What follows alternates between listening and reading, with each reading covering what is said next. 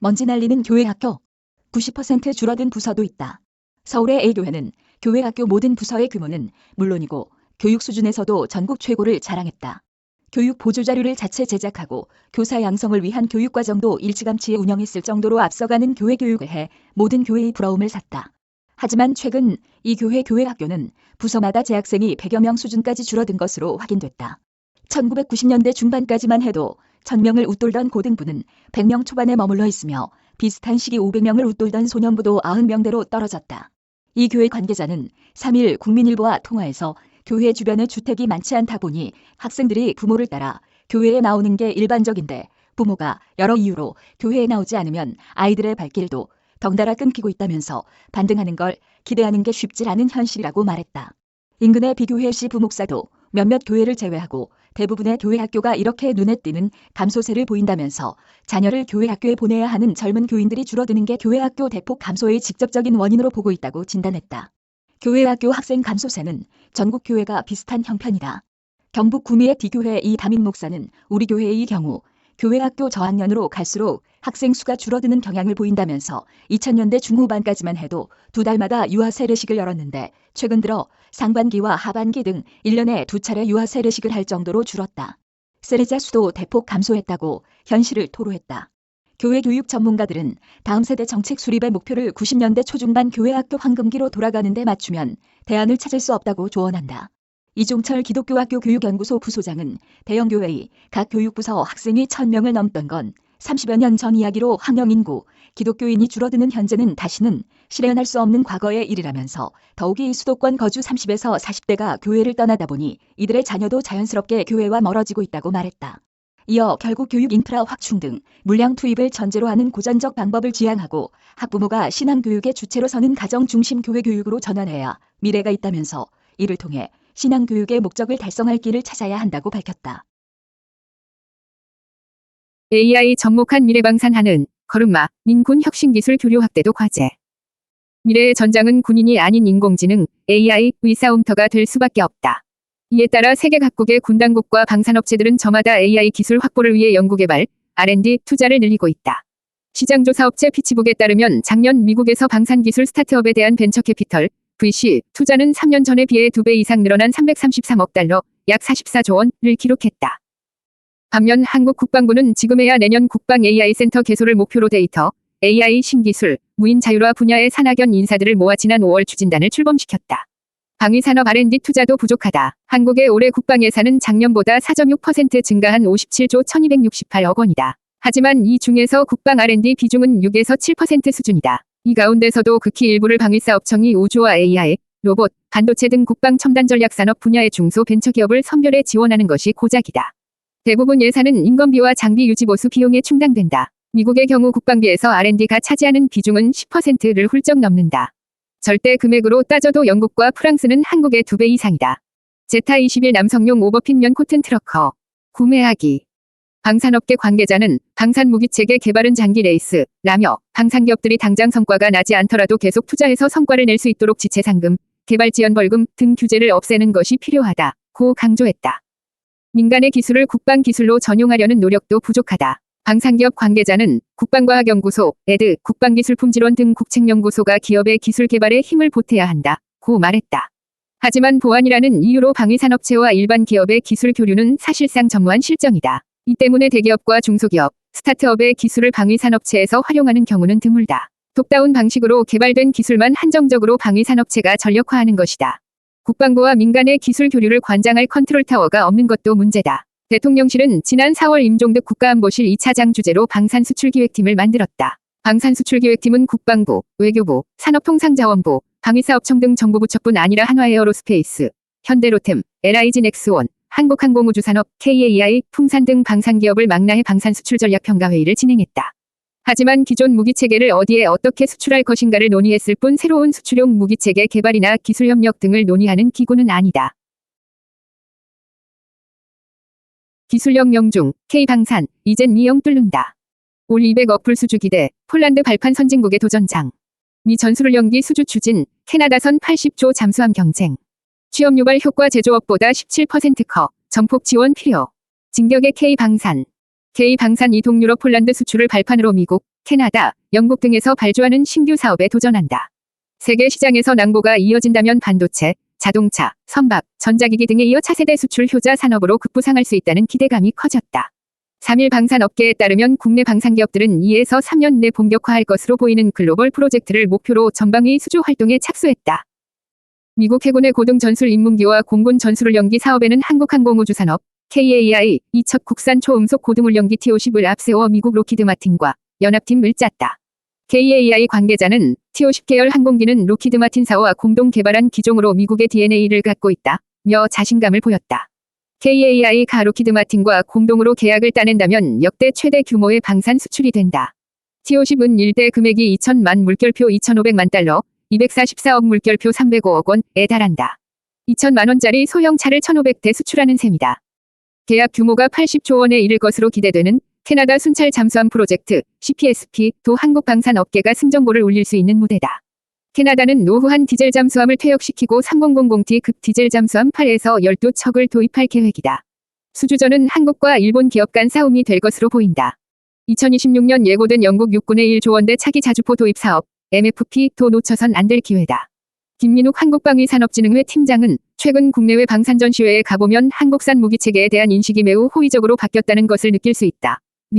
미중 갈등과 우크라이나 전쟁 여파 등으로 방산 분야 호황이 5에서 10년 지속될 가능성이 크다고 말했다. 앞서 K방산은 유럽의 교두보라고 불리는 폴란드와 지난해 20조 원 규모의 역대급 수주 계약을 성사시키며 새로운 전기를 맞이했다. 윤석열 정부는 지난해 170억 달러 규모의 방위산업 수주에 이어 올해 200억 달러 수주를 예상하고 있다. 물론 아직 갈 길은 멀다. 국방기술진흥연구소에 따르면 2017에서 2021년 기준으로 한국의 무기 수출 성적은 세계 8위지만 점유율은 2.8%에 그친다. 독일, 이탈리아, 영국 등에 못 미친다. 경제 후방 효과를 감안하면 전폭적 지원이 필요하다는 지적이 나온다. 안보경영연구원에 따르면 방산 취업 유발 개수는 8.12명으로 제조업 평균 6.9명보다 17.7% 높다. 장원준 산업연구원 연구위원은 글로벌 시장에 빨리 진입하는 것이 중요하다. 무기체계에는 특정 국가 것을 사용하면 다른 국가로 이전이 어려운 잠금, 락인 효과가 존재하기 때문이라고 설명했다.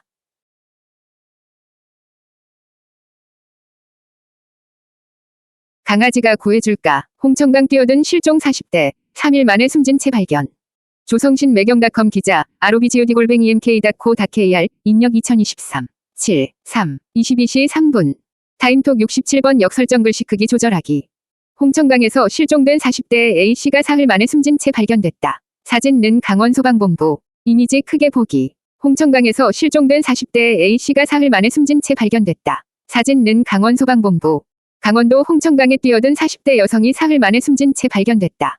3일 소방당국에 따르면 이날 오전 11시 25분쯤 홍천군 서면 팔봉리 홍천강 팔봉교 아래에서 A씨, 48가 숨진 채 발견됐다. A씨는 지난 1일 오전 6시 36분쯤 홍천강에서 실종됐다. 당시 그는 지인과 함께 홍천강 주변에서 캠핑하던 중 물에 빠지면 반려견이 구조에 나서는지 보기 위해 입수했다가 급류에 휩쓸렸다. 신고를 받은 경찰과 소방당국은 수십 명의 인력과 헬기, 보트, 드론을 동원해 A씨 수색에 나섰다. 그러나 안타깝게도 이날 실종 지점에서 1km 떨어진 곳에서 사체로 발견됐다.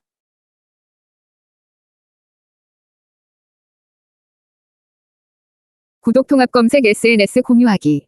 이 날씨에 무슨 외출이에요. 목숨까지 위협하는 불볕더위. 대비책은. 심희진 기자, edg@mk.co.kr, 입력 2023, 7/3, 14시 33분 수정 2023, 7/3, 14시 48분. 타임톡 2번 역설정 글씨 크기 조절하기. 불볕더위의 온열질환 비상. 이딴 폭염의 사망위험도 쑥. 외출 자제하고 헐렁한 옷을. 몸을 물로 적셔 체온 낮춰야. 사진 출처는 로이터는 연합뉴스. 이미지 크게 보기. 사진 출처는 로이터는 연합뉴스. 본격적인 여름이 시작되면서 전국 곳곳에 폭염주의보가 이어지고 있다. 폭염은 하루 최고 기온이 33 이상인 경우를 가리키는데 이런 날씨가 2일 이상 지속될 경우 폭염주의보가 발령된다. 폭염은 건강한 성인도 지치게 만들기 때문에 한여름 건강 관리에 각별히 신경 써야 한다. 사람은 외부 온도 변화에 대응해 체온을 일정하게 유지하는 항온동물이다. 폭염과 같은 고온 환경에서 작업이나 활동을 계속할 경우 우리 몸은 체온 조절을 위해 피부 혈관을 확장시켜 혈류량을 늘리고 땀을 배출해 열을 발산한다. 하지만 고온 환경에 지속적으로 노출될 경우 체온 조절 기능에 이상이 생겨 열사병 등이 발생할 수 있다. 특히 고혈압, 심장병, 당뇨, 혈액투석 등을 앓고 있는 만성질환자나 야외에서 일하는 노동자, 독거노인 등은 주의가 필요하다. AD. 스판서드. 이것은 광고입니다. 바이 파크랜드 오스틴이드 2021년 신상품. 구매하기. 노인층이 유독 폭염에 취약한 이유는 노화가 진행되면서 땀샘이 감소해 땀 배출량이 줄어들고 그만큼 체온을 낮출 수 있는 능력이 저하되기 때문이다. 실제로 폭염으로 인한 온열 질환을 분석한 결과 사망자 중 65세 이상의 비중이 높다. 대다수가 논밭에서 일하는 도중 사망한 것으로 나타났다. 이 때문에 햇볕이 가장 강한 낮 시간대, 정오부터 오후 5시까지는 하던 일을 멈추고 시원한 곳에서 휴식을 취하는 것이 중요하다. 김덕호 노원을지대학교 병원 응급의학과 교수는 폭염으로 심박동이 빨라지고 두통이나 어지러움, 메스꺼움 등의 증상이 나타나면 온열 질환이 의심되기 때문에 바로 그늘로 가서 휴식을 취해야 한다. 그럼에도 증상이 개선되지 않을 땐 즉각 응급실로 와야 한다. 고 말했다. 더위로 인해 나타나는 대표적인 온열 질환으로는 열탈진과 열사병이 있다. 열탈진은 고온에 노출돼 신체 온도가 37에서 40도로 상승하면서 탈수 현상을 보이는 것을 뜻한다. 흔히 더위 먹었다는 말이 열탈진을 가리키는 표현이다. 열사병은 열탈진보다 증상이 더 심각한 상태를 가리킨다. 과도한 고온 환경에서 작업하는 사람들의 경우 열 발산이 제대로 이루어지지 않아 열사병을 겪는다. 40도 이상의 고열과 의식장애, 중추신경계 이상, 경련 등이 동반된다. 이외에도 땀샘 염증으로 인한 열발진, 땀띠, 발과 발목에 나타나는 열부종, 말초혈관 확장 등에 의한 열실신, 염분이 땀에 의해 과도하게 손실돼 나타나는 열경련, 불충분한 수분 섭취에 따른 두통 등 다양한 증상들이 발생할 수 있다. AD. 스판서드.